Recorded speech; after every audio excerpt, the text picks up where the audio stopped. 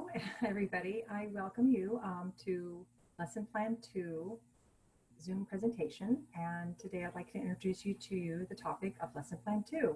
So first I'd like to open the share screen and share with you our Canvas class. And you'll see, again, just a reminder, you click on modules.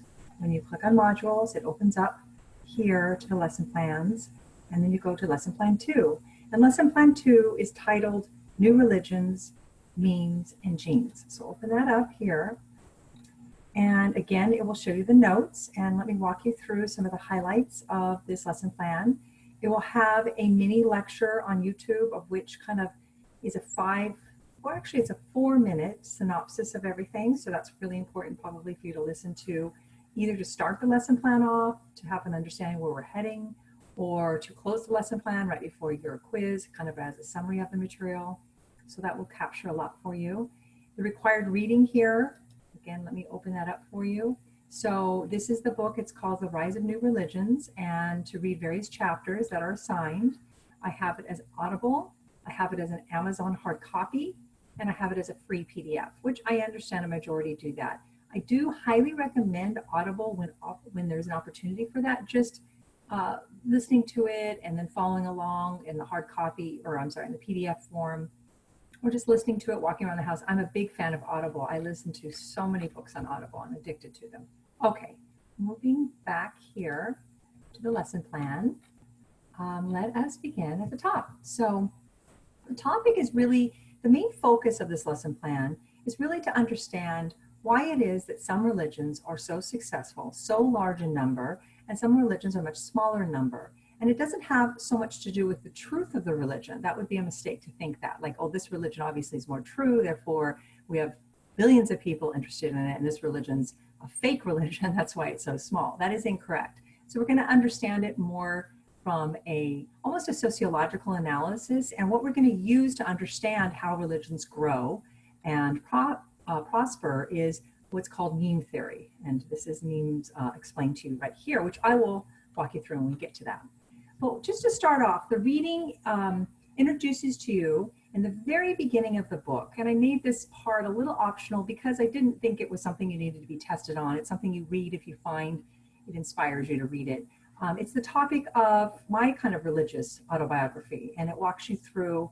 On the very beginning, I openly confessed that I was very strongly a member of a Western religion, and that was Catholic. And so I was raised Catholic. I went to Catholic school from first grade all the way to 12th grade, Catholic high school and so forth. I even spent one semester in graduate school at a Catholic graduate program. Then I switched over to UC Santa Barbara. But I was very much engrossed in Catholicism in my younger years. And then I became interested in Eastern philosophy. And right after college, I traveled to India and I explored Eastern philosophy. And I've been back to India since altogether 5 times. And so Eastern philosophy is now part of my PhD emphasis and part of my academic background, but I was actually personally religiously interested in it. And so I've explored the Western paradigm, I've explored the Eastern paradigm, and then today I find myself in much more of an agnostic camp. And having studied the great philosophies of, for instance, Socrates, of Socratic ignorance, or David Hume's agnosticism, and there's so many different philosophers I can name here. It just felt more comfortable for my way of thinking. And the bottom line is I don't claim to have the metaphysical answers to the universe. It's just totally beyond the possibility of my little measly brain to understand that. So my agnostic position is honestly portrayed in that chapter, and just to kind of give you an understanding of where I come from. And one of the things I wanted to say to that is I do think it might, and not for everybody, but it might give some students a sense of relief to know that the professor is kind of studying the subject a little more neutrally, not necessarily with a personal bias that this religion's right or this religion's wrong. I truly claim my Socratic ignorance here.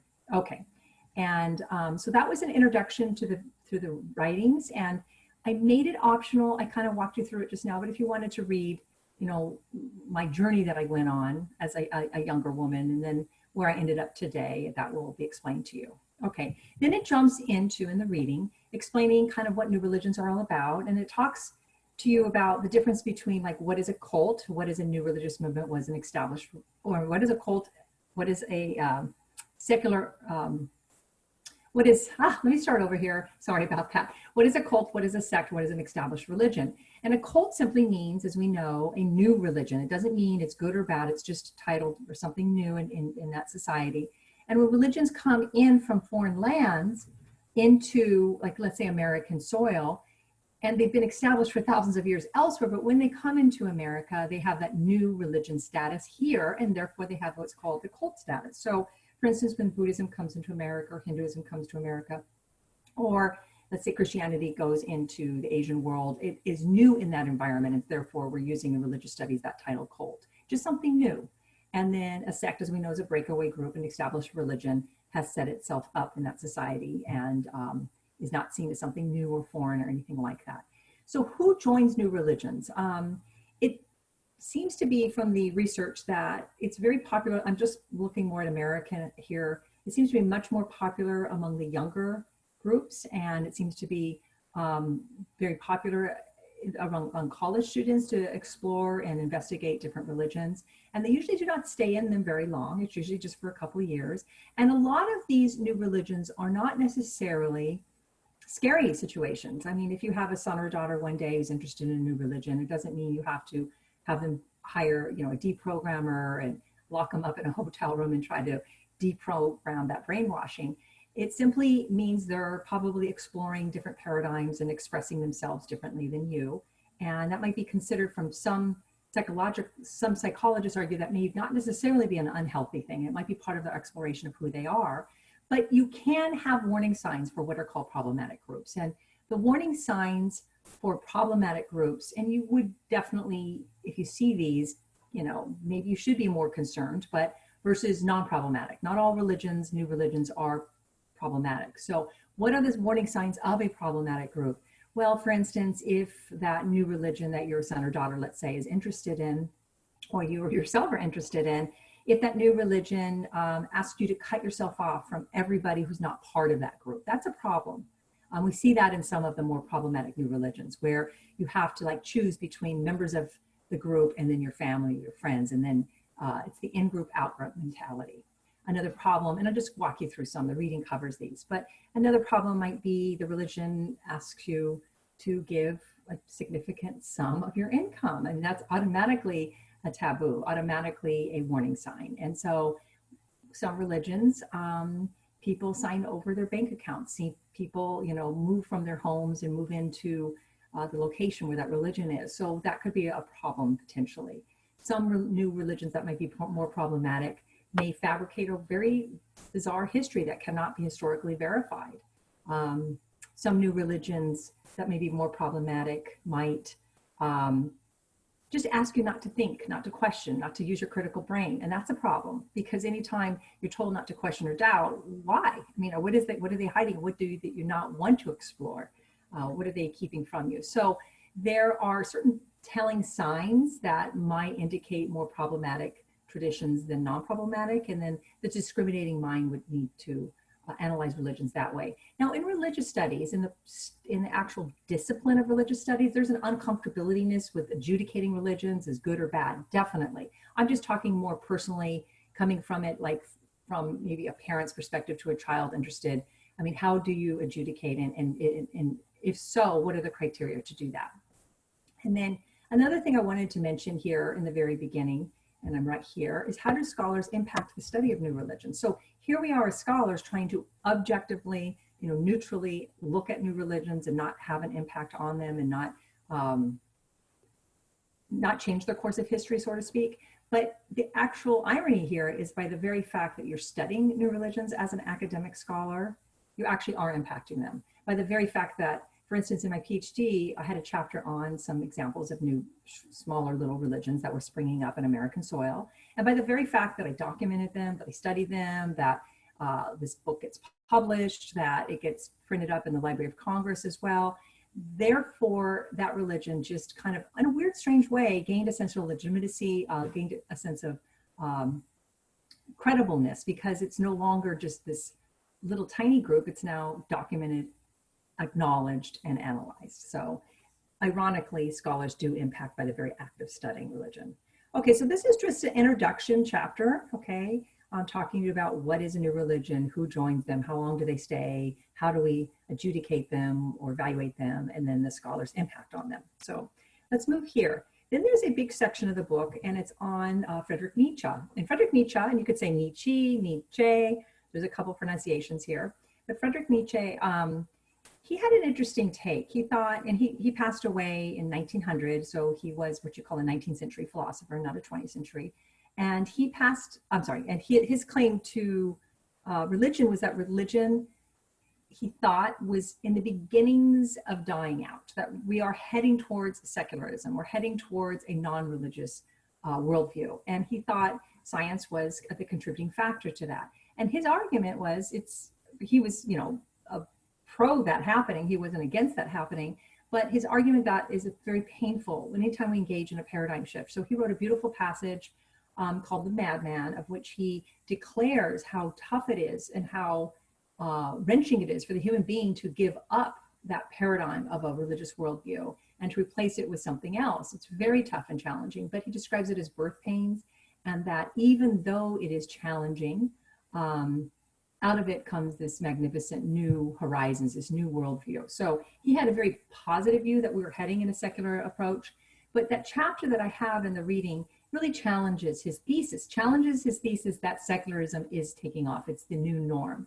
Secularization thesis right here is that religion is dying out, and that is a very important question to ask. Are we, you know, for centuries upon centuries upon centuries religious, and then all of a sudden in the 21st century no longer religious? And the argument is that there's no support of that when we look at the religious trends, secularism is absolutely on the rise, but so are religious groups. And so there's a growth in religious fervor in America, and there's also a growth of secularism. So we'll see kind of a combination, and it's not secularism is replacing religion, but they're growing side by side, okay? Interesting, secularism actually can fuel religious growth. How could that be? How could becoming non-religious add to becoming religious? Well, as a large portion of society directs itself in the direction of secularism, so do people react to that and spring out of that religious growth and religious interest. Okay, moving down here to the main topic, it's the topic of memes. So what is a meme, and what is meme theory, and how does it relate to the study of religion? This is kind of an interesting, fun topic for me. So the concept of a meme, the meme itself means imitation. And the idea of the meme first started off with Richard Dawkins at the end of his book called The Selfish Gene, a very famous book this biologist wrote. He had a chapter on, or a section on memes. At the very end, he said, there is on this planet, besides the gene, there's a second replicator, and that is the meme. That's ideas that get copied. And the person that picks up that concept and really runs with it is Susan Blackmore. And Susan Blackmore wrote a book called The Meme Machine. It's this idea that human beings, somewhat uniquely, have the ability to copy and imitate each other. Other animals may have small examples of it, but generally it's unique to the Homo sapien.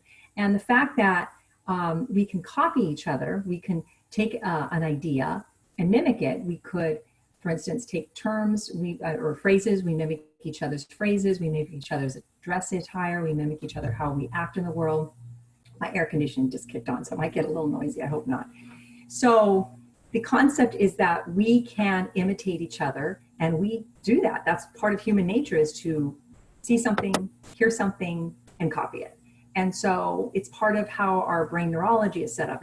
And she describes, Susan Blackmore, that our human brain is like a host for memes, that our brain is like a sponge. We see a meme, and if it's good at getting copied, if it satisfies certain traits, it will be something that becomes part of the way we think, and then we'll pass it on to somebody else. So it's kind of like, in kind of a weird analogy, like a virus. You have a virus, makes copies of itself in you, and you pass it on. So I'm not in any way suggesting religion's a virus. It's simply arguing, kind of doing an analogy to what a meme is. So how does this relate to religion? How does meme theory apply to religion? It's just an interesting way to understand how religions grow, and saying that religious ideas are like memes, and those that are better at spreading tend to be more popular, tend to be larger religions. So certain religions are very good at meme distribution. And so what constitutes being very good at meme distribution? So the reading kind of walks you through a few ways of how memes can spread. And I'll give you a simple example. And if you're lost here, maybe it will start to make sense as I'm giving you examples. Simplicity. Religions that have a much more simple conversion, let's say, is much better at being spread than those that require you to learn different languages, learn various rituals, have sponsors, go through lots of class training. If the religion is very simple in its conversion, it tends to grow exponentially. So I think I gave an example of like Catholicism is harder to grow because you need, in this case, sponsors, and you have to go through classes and all that kind of stuff. Where Islam is much easier to grow and spread, because if you say the creed, there is one God, Allah, Muhammad is his prophet, and I could try it in Arabic, but it's really a bad pronunciation, so I won't embarrass myself. And you have witnesses, and I think it's just believed to be 2 witnesses, and you mean it from the depth of your heart, you are now converted. So the simplicity of that explains why it's so popular. There's other reasons why it would be popular, but it helps explain in some way why that meme is able to grow so exponentially in Africa, why it's able to grow exponentially even in pockets of China. And while we look around the world, it is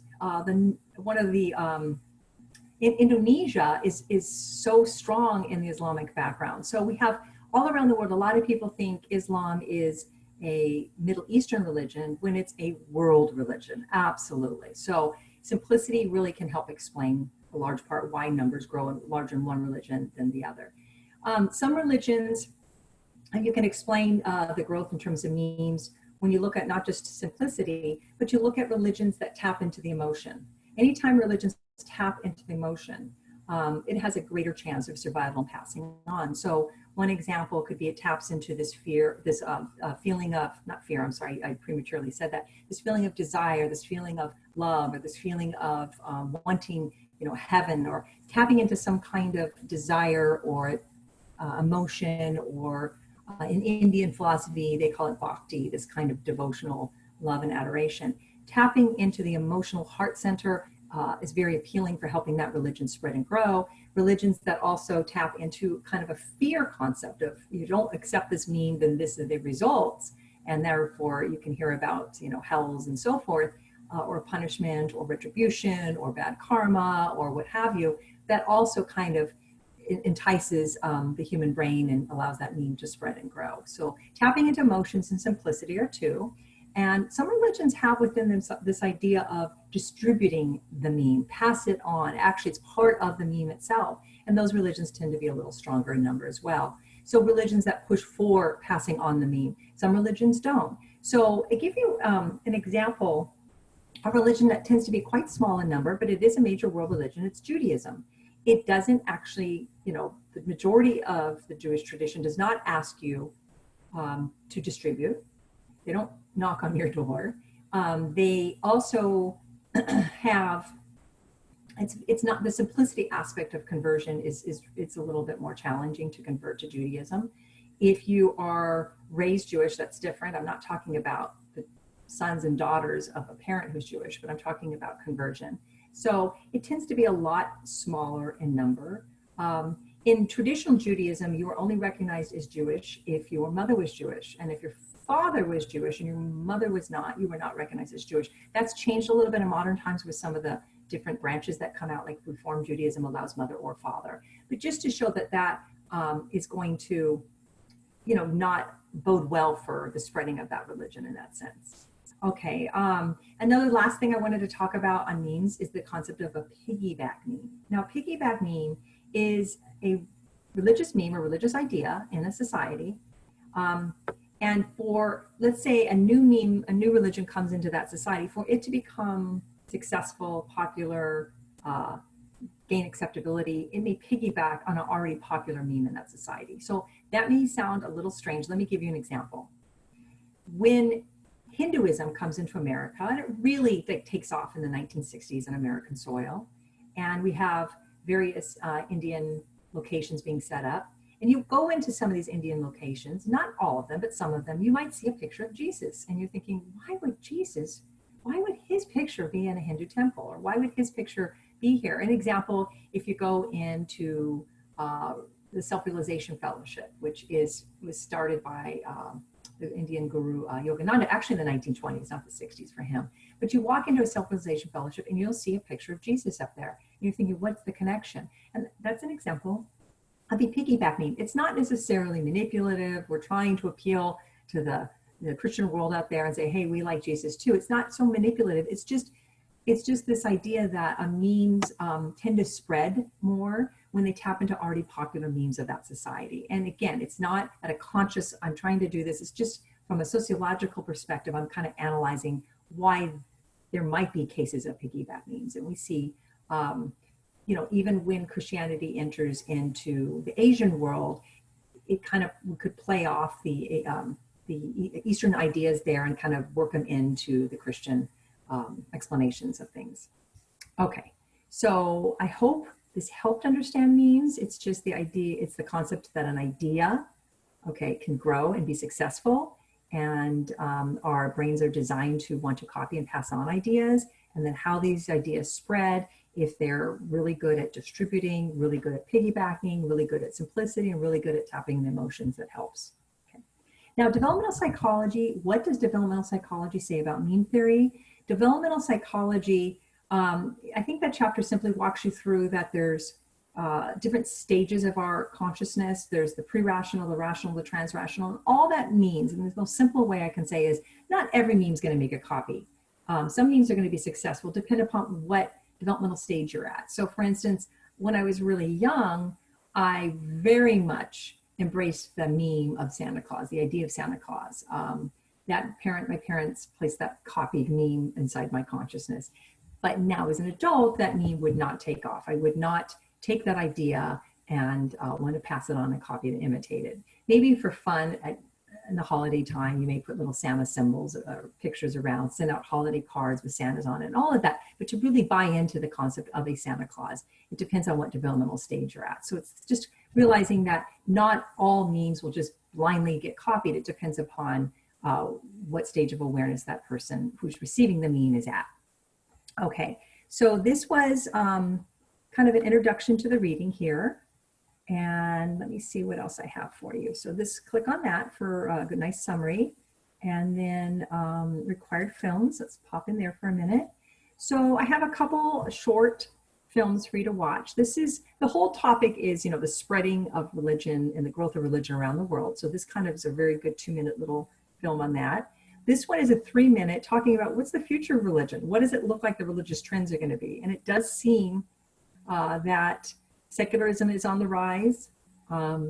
So is Islam worldwide on the rise.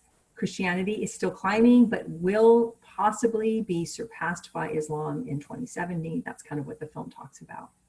Now, besides that, I have a TED Talk by Susan Blackmore, and she's, again, the author of The Meme Machine, and really her name is connected to the meme theory, and it is a 30-minute TED Talk, but I'm only asking you to watch 12 minutes of it.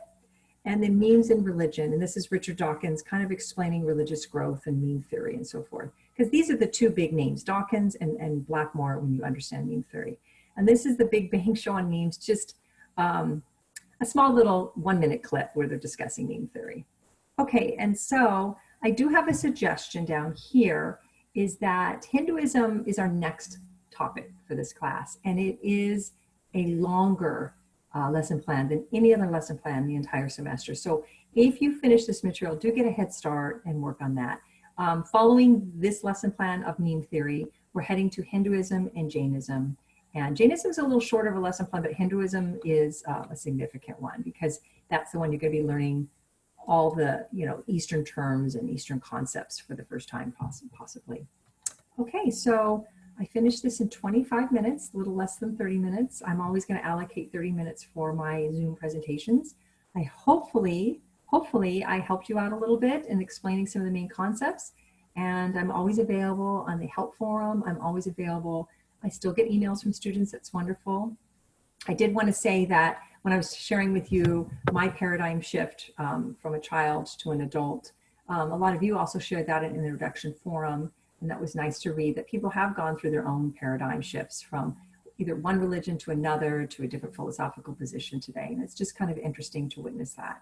Okay, so I welcome everybody for questions, and I hope this presentation was somewhat helpful to you.